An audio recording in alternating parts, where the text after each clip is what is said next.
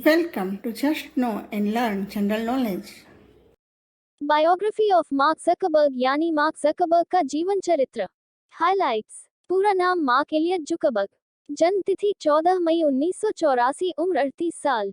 जन्म स्थान white planes, New York, America. पिताजी का नाम एडवर्ड ज़ुकरबर्ग, माताजी का नाम करेन कैंपनेर। बहनों के नाम अरिल्ले, रेंडी, डोना। शिक्षा ग्रहण की हार्वर्ड यूनिवर्सिटी से ड्रॉप आउट। प्रसिद्धि मिली फेसबुक के संस्थापक के रूप में, जिसका नाम अब मेटा प्लेटफॉर्म कर दिया गया है। सक्रिय होने के वर्ष 2004 से अब तक। कंपनी में पद मुख्य कार्यकारी अधिकारी सीईओ। वैवाहिक स्थिति विवाहित 2012 से। पत्नी का नाम प्रिसिला चान। बच्चे 2 बेटियां। बच्चों के नाम Maxima Chan Zuckerberg, August Chan Zuckerberg. Mark Zuckerberg English Mark Zuckerberg American computer programmer, American उद्यमी और सामाजिक नेटवर्किंग साइट फेसबुक के सह संस्थापक अध्यक्ष है। वे फेसबुक के सीईओ, चीफ एग्जीक्यूटिव ऑफिसर, मुख्य कार्यकारी तथा साथ ही को फाउंडर भी हैं। वर्ष 2020 फरवरी में फोर्ब्स के अनुसार उनकी निजी संपत्ति $77.8 बिलियन है। हो सकता है कि आप इनके बारे में न जानते हो, लेकिन फेसबुक के बारे में तो आप अच्छी तरह से जानते होंगे। जी हाँ, सफलता की कहानी की सीरीज में आज हम आपके लिए एक ऐसे शख्स की सफलता की कहानी लेकर आए हैं, जिसने अपनी युवावस्था में ही अरबपति होने का गौरव हासिल किया। आज भारत में भी जिस फेसबुक की पहुंच ग्रामीण भारत तक हो गई है, और हर कोई, चाहे वह कोई व्यक्तिगत व्यक्ति हो या संस्थान, फेसबुक में अपना अकाउंट बनाए हुए हैं। क्या आपने कभी सोचा है कि इसे किसने बनाया होगा? आज भले ही दुनिया में लोगों को एक साथ जोड़ने के कई लोकप्रिय प्लेटफॉर्म उपलब्ध हैं, लेकिन उस फेसबुक को भी धन्यवाद करना चाहिए जिसने दुनिया में कहीं भी रह रहे दोस्तों को इंटरनेट की मदद से संपर्क बनाए रखने में मदद की। लेकिन आज की तारीख में फेसबुक केवल लोगों को जोड़ने का नहीं, बल्कि ब्रांड एवं संस्थानों के लिए अपने ग्राहकों के साथ सीधे संपर्क करने का भी एक माध्यम बन गया है। वर्तमान में फेसबुक दुनिया भर में कितना लोकप्रिय है, शायद ये बात बताने की आवश्यकता नहीं है। लेकिन आज हम हमारी इस सफलता की कहानी में फेसबुक के संस्थापक की सफलता की कहानी को लेकर आए हैं, ताकि आप भी जान सके कि दुनिया का सबसे युवा अरबपति बना तो आखिर बना कैसे। जन्म। मार्क ज़करबर्ग का जन्म 14 मई 1984 को प्लेन्स, न्यूयॉर्क में हुआ था। उनका पूरा नाम मार्क एलियट ज़ुकरबर्ग है। उनके पिता का नाम एडवर्ड ज़ुकरबर्ग, जो कि एक डेंटिस्ट है, और उनकी माता का नाम करेन कैंपनेर, वो एक मनोचिकित्सक है। उनकी 3 बहनें रैंडी, डोना और एरियल न्यूयॉर्क में ही बड़े हुए। ज़ुकरबर्ग यहूदी में बड़े हुए। उन्होंने 19 मई 2012 को चाइनीज वियतनाम शरणार्थी की बेटी प्रिसिला चान से विवाह किया। 1 दिसंबर 2015 को ज़ुकेरबर्ग ने अपने पहले बच्चे के जन्म को घोषित किया, जिसका नाम मक्सिमा चन ज़ुकेरबर्ग, मैक्स है। मार्क का बचपन। आज कोई कितना भी बड़ा आदमी क्यों न हो, लेकिन उसकी शुरुआत बचपन से होती है। फेसबुक के संस्थापक का पूरा नाम मार्क एलियट ज़ुकरबर्ग है और इनका जन्म 14 मई 1984 को न्यूयॉर्क के उपनगर डॉब्स फेरी में हुआ था। ये कुल 4 भाई बहन में से दूसरे नंबर के थे, लेकिन इनके अलावा बाकी तीनों इनकी बहनें हैं। इसका मतलब यह है कि मार्क अपने माता पिता के इकलौते बेटे थे। इनके माता पिता दोनों डॉक्टर हैं। इनके पिता दांतों के डॉक्टर तो माता एक मनोचिकित्सक है। इनके पिता इनके घर के निकट ही अपनी दंत चिकित्सा की प्रैक्टिस करते थे और इनके अलावा इनकी तीनों बहनों एरियल, रेंडी और डोना का भी पालन पोषण डॉब्स फेरी, न्यूयॉर्क में ही हुआ था। कहा यह जाता है कि मार्क की जब प्राथमिक शिक्षा शुरू हुई तभी से इन्हें प्रोग्रामिंग में बेहद दिलचस्पी थी, और इन्हें अपनी उम्र के 10 साल में इनका पहला कंप्यूटर इंटेल 486 इनके पापा ने इन्हें खरीद कर दे दिया था। प्रोग्रामिंग में इनकी रुचि को देखते हुए ही इनके पापा ने इन्हें अटारी बेसिक प्रोग्रामिंग सिखाई थी, और इस प्रोग्रामिंग को सीखकर महज 12 साल में मार्क ने एक मैसेंजर बना दिया था जिसे ज़ुकनेट के नाम से जाना गया। इस मैसेंजर की मदद से इन्होंने घर और दंत कार्यालय में उपलब्ध कंप्यूटरों को जोड़ा और इनके बीच संदेश भेजने को आसान बनाया। मार्क के पिता ने उसके बाद इस ज़ुकनेट मैसेंजर को अपने ऑफिस के सभी कंप्यूटर में इंस्टॉल करवाया और इसकी मदद से ही रिसेप्शनिस्ट किसी रोगी के आने की सूचना उन तक पहुंचा देता था। मार्क को बचपन से ही गेम डेवलप करना और कम्युनिकेशन टूल बनाना पसंद था और वे ऐसा करते भी थे, लेकिन तब वे ऐसे कार्य सिर्फ मौज मस्ती या आनंद लेने के लिए करते थे। कंप्यूटर और प्रोग्रामिंग में अपने बेटे की रुचि को देखते हुए उनके पिता ने उनके लिए एक कंप्यूटर सिखाने वाले शिक्षक को भी नियुक्त किया, जिसने मार्क को अपने अनुभवी से प्राप्त कुछ निजी टिप्स भी बताए। बचपन से ही मार्क की कोडिंग में रुचि। कहा यह जाता है कि जब मार्क हाई स्कूल की पढ़ाई कर रहे थे, उसी दौरान उन्होंने एक artificial intelligence media player synapse अपनी कोडिंग कौशल से लिखा, जिसे MP3 प्लेलिस्ट के लिए बनाया गया था। ये यूजर की प्राथमिकताओं का अध्ययन करके प्लेलिस्ट से उसी गाने का अनुमान लगाने में सक्षम था जो वह यूजर वास्तव में सुनना चाहता हो।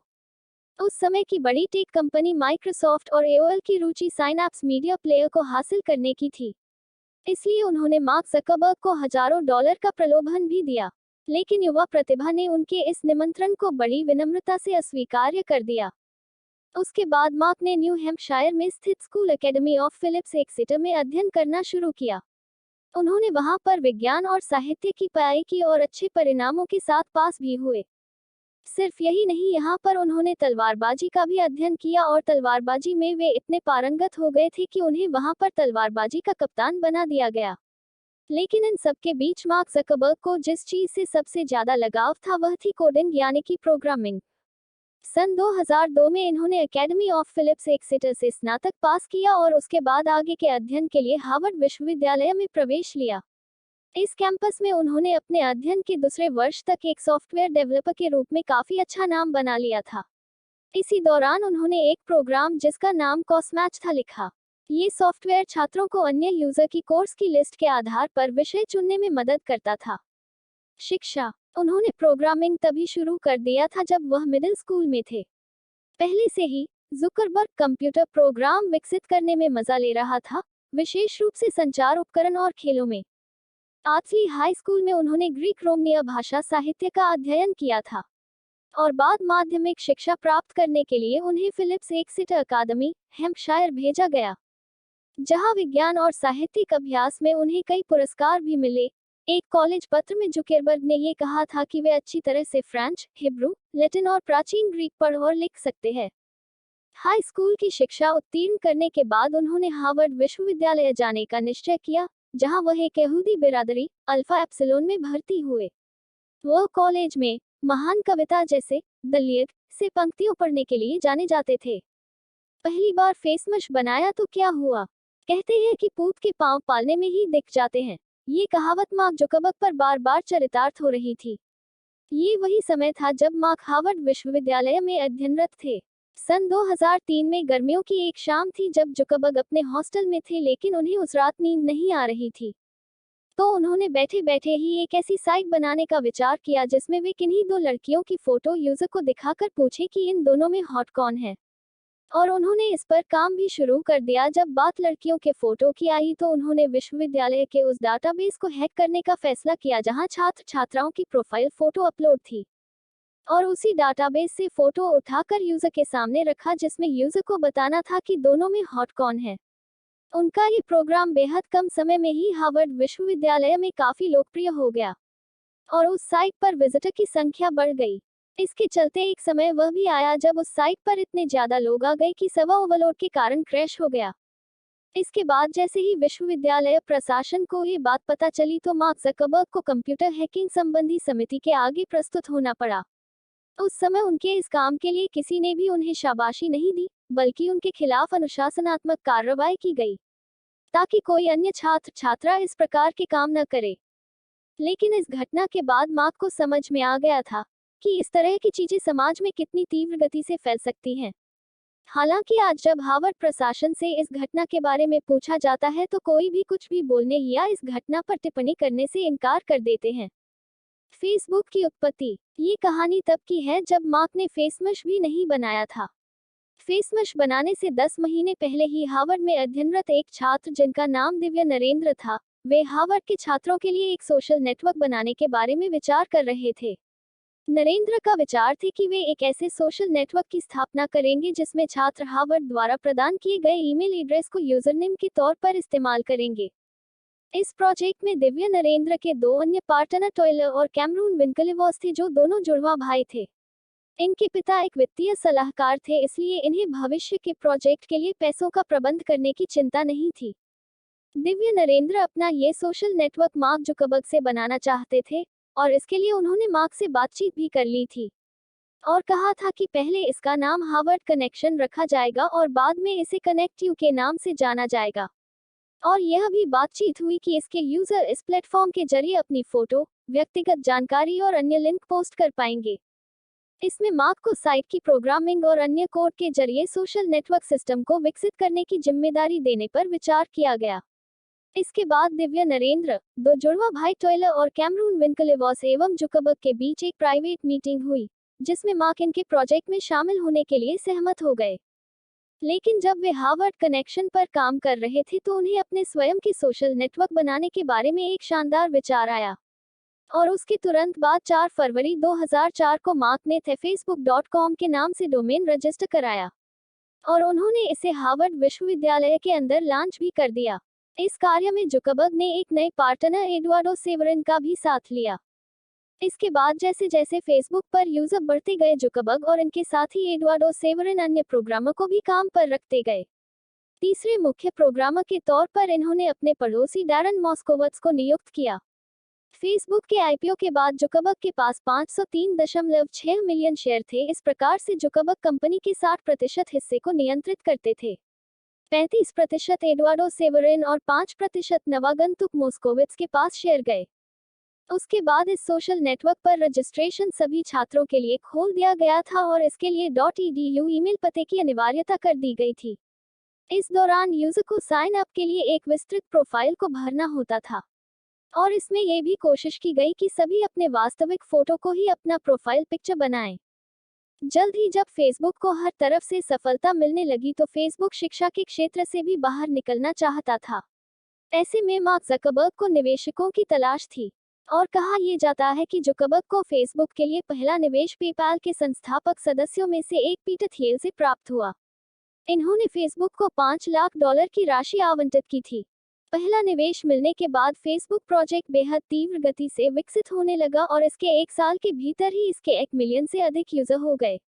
इसके बाद फेसबुक और आगे बढ़ाने के लिए मार्क जुकरबर्ग को और अधिक निवेश की आवश्यकता थी, तो इस बीच एक्सेल पार्टनर्स ने फेसबुक में $12 और 70 मिलियन का बड़ा निवेश किया और उसके बाद ग्रेलॉक पार्टनर्स ने भी फेसबुक को $27 और 50 मिलियन का निवेश किया। इसी के चलते वर्ष 2005 तक फेसबुक का इस्तेमाल संयुक्त राज्य अमेरिका में सभी शैक्षणिक संस्थानों और विश्वविद्यालयों में होने लगा। उसके बाद फेसबुक ने साधारण जनता के लिए भी अपने द्वार खोल दिए थे।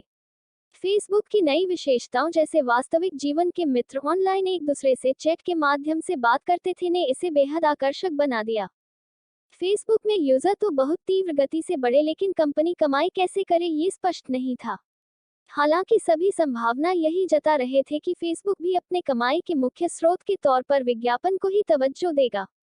और बाद में ऐसा हुआ भी, क्योंकि फेसबुक में प्रोफाइल बनाते वक्त यूजर को अपनी विस्तृत जानकारी देनी होती है और फेसबुक उसी जानकारी के आधार पर उससे संबंधित विज्ञापन यूजर को दिखाता है। फेसबुक की स्थापना जुकरबर्ग ने अपने हार्वर्ड छात्रालय के कमरे से 4 फरवरी 2004 को फेसबुक का प्रारंभ किया। फेसबुक का विचार उसे अपने फिलिप्स एक्सेटर अकादमी के दिनों से, जैसे अधिक कॉलेजों और स्कूलों, वार्षिक छात्र निर्देशिका, सभी विद्यार्थियों, संकाय और स्टाफ के हेयरशो और तस्वीरों के साथ प्रकाशन करने की लंबे समय की परंपरा से परिचित हुआ था। फेसबुक जैसे कॉलेज में जुकरबर्ग की फेसबुक हार्वर्ड थिंक शुरू हुआ, तब जुकरबर्ग ने फेसबुक को अन्य स्कूलों में प्रसार करने का निश्चय किया और अपने रूममेट डस्टिन मोस्कोविट्ज के मदद से समर्थन प्राप्त किया। उन्होंने पहले उसे स्टैनफोर्ड, डार्टमाउथ, कोलंबिया, कोर्नेल और येल में प्रसार किया और हार्वर्ड के सामाजिक संपर्कों के साथ अन्य स्कूलों में प्रसार किया। कैलिफोर्निया को स्थलांतर जुकरबर्ग मोस्कोविट्ज और अन्य दोस्तों के साथ पालो आल्टो, कैलिफोर्निया चले गए। उन्होंने एक छोटा सा घर पट्टे पर लिया जो उनका पहला ऑफिस करके उपयुक्त हुआ। ग्रीष्मकाल में जुकरबर्ग पीटर थियल से मिले, जिसने उनकी कंपनी में पूंजी लगाया। उनका पहला ऑफिस उन्हें 2004 के ग्रीष्मकाल में मिला। जुकरबर्ग के अनुसार समूह ने पतझड़ के समय में हार्वर्ड वापस जाने का फैसला किया, अंत में कैलिफोर्निया में रुकने का निश्चय किया। आज की तारीख तक वह विद्यार्थी बनके कॉलेज वापस नहीं आया। समाचार फीड 5 सितंबर 2006 को फेसबुक ने समाचार फीड प्रारंभ किया, अपने मित्र साइट पे क्या कर रहे थे देखने का एक उत्पादन। जुकरबर्ग की टीका की गई, जैसे कि कईयों ने समाचार फीड अनावश्यक और साइबर स्टॉकिंग को एक वस्तु की भांति दिखा।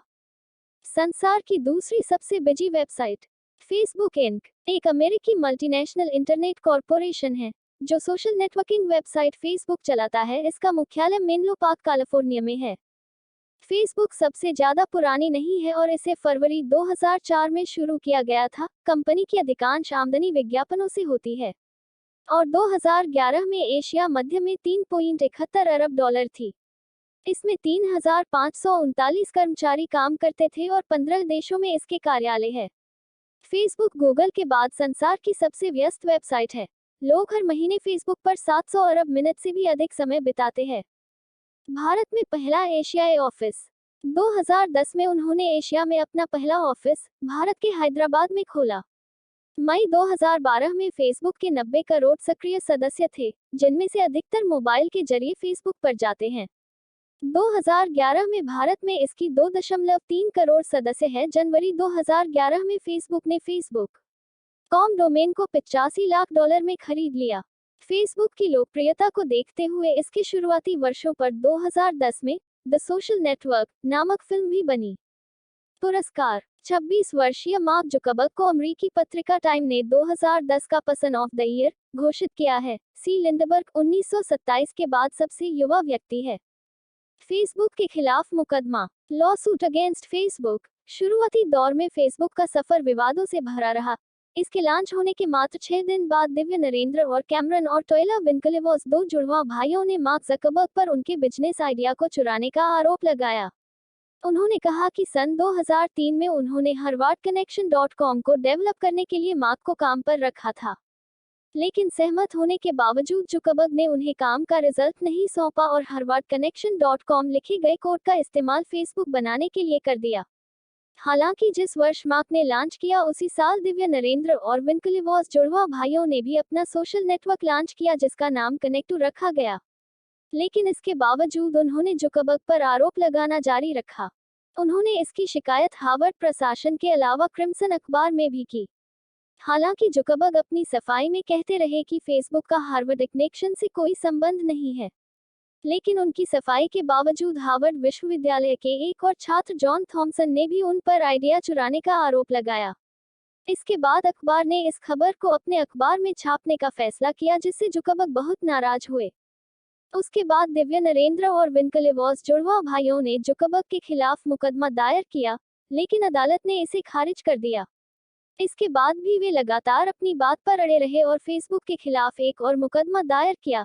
इसके बाद अदालत ने इस मामले की जांच की और पता लगाने की कोशिश की कि क्या वास्तव में कोड चोरी हुए थे या नहीं, लेकिन स्थिति स्पष्ट नहीं हो पाए और परिणाम भी नहीं आ पाया। इसके बाद वर्ष 2009 में मार्क जुकरबर्ग को $45 मिलियन राशि, कुछ नकद कुछ शेयरों में कनेक्टू को देने के लिए राजी होना पड़ा और इस सेटलमेंट के बाद कोर्ट में मामला बंद कर दिया गया। उस समय कनेक्टू के पास केवल 1 लाख यूजर थे, जबकि फेसबुक के पास 150 मिलियन से अधिक यूजर थे।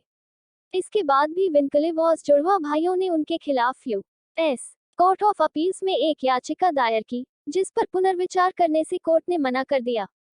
वो इसलिए क्योंकि दोनों पक्षों के बीच पहले सेटलमेंट एग्रीमेंट हो चुका था, जिसमें ये कहा गया था कि दोनों पक्षों के हस्ताक्षर होने के बाद किसी भी पक्ष को पुनर्विचार याचिका दायर करने का अधिकार नहीं है। लेकिन इस पर जुड़वा भाइयों के वकील का कहना था कि वर्ष 2008 में एक कार्यवाही में मार्क ने कंपनी के बारे में गलत जानकारी पेश की थी। इसी बात को आधार मानकर 17 मई 2011 में दोनों जुड़वा भाइयों ने अमेरिका की सुप्रीम कोर्ट में फेसबुक के संस्थापक के खिलाफ मुकदमा दायर कर दिया। फेसबुक पैसे कैसे कमाता है? फेसबुक की कमाई का मूल स्रोत विज्ञापन है। इसके अलावा फेसबुक में खेले जाने वाले खेलों में उपयोग होने वाली वस्तुओं को खरीदने में लोग जो पैसे खर्च करते हैं, वह भी फेसबुक की कमाई का स्रोत हैं। ब्रांड, व्यक्ति, संस्थान इत्यादि अपने फेसबुक पेज इत्यादि को और अधिक लोगों तक पहुंचाने के लिए फेसबुक ऐड चलाते हैं। एक आंकड़े के मुताबिक फेसबुक की लगभग 85% कमाई विज्ञापनों से और 15% कमाई यूजर द्वारा खरीदी जाने वाली डिजिटल उत्पादों के माध्यम से होती है। व्यक्तिगत जीवन। दुनिया के सबसे कम उम्र के युवा अरबपति ने 19 मई 2012 को लंबे समय से चल रहे प्रेम प्रसंग के बाद अपनी प्रेमिका प्रिसिला चान से शादी कर ली। वर्तमान में दोनों अपने बच्चों मक्सिमा चान जुकरबर्ग और अगस्ट चान जुकरबर्ग के साथ खुशी खुशी रह रहे हैं। इनकी पहली बेटी मक्सिमा चान जुकरबर्ग का जन्म 1 दिसंबर 2015 को हुआ था, जबकि दूसरी बेटी अगस्ट चान जुकरबर्ग का जन्म 28 अगस्त 2017 में हुआ था। जुकरबर्ग और उनकी जीवन संगिनी प्रिसिला चान ने अपने हिस्से के फेसबुक शेयरों का लगभग 99% हिस्सा, जो कि लगभग $45 बिलियन से अधिक होता है, को अपने चान जुकरबर्ग पहल के तहत मानव क्षमता, समानता और विश्व के विकास हेतु दान देने का वचन दिया है। मार्क जुकरबर्ग की प्रेरणादायक स्टोरी। आशा है कि आपको फेसबुक के संस्थापक की यह सफलता की कहानी काफी लुभावनी और मजेदार लगी होगी। जिस तरह से जुकरबर्ग ने अपनी विपरीत परिस्थितियों में भी सूझबूझ और धैर्य बनाए रखा, वह काबिले तारीफ है। उनकी मानवता और समानता के प्रति जो भावनाएं इस कहानी के माध्यम से सामने आती हैं, वे हर एक इंसान को सीख देने वाली हैं कि भले ही हम कितने ही सफल क्यों न हो जाएं, लेकिन समस्त मानव कल्याण के लिए हमें सोचना बंद नहीं करना चाहिए। मार्क जुकरबर्ग की नेटवर्थ क्या है? 2022 में इनकी नेटवर्थ $5,950 करोड़ है। जुकरबर्ग अपनी कितनी उम्र में अरबपति बन गए थे? मार्क जुकरबर्ग मात्र 23 साल की उम्र में स्वनिर्मित अरबपति बन गए थे। उस समय वे अकेले ऐसे व्यक्ति थे जो इतनी कम उम्र में अपने बलबूते से अरबपति बने थे। तो दर्शक मित्रों, ये थी फेसबुक के संस्थापक मार्क जुकरबर्ग की बायोग्राफी यानी जीवन चरित्र। हम आगे भी जनरल नॉलेज से रिलेटेड वीडियोस आपके लिए जरूर लेकर आएंगे। तब तक के लिए जय हिंद, जय भारत।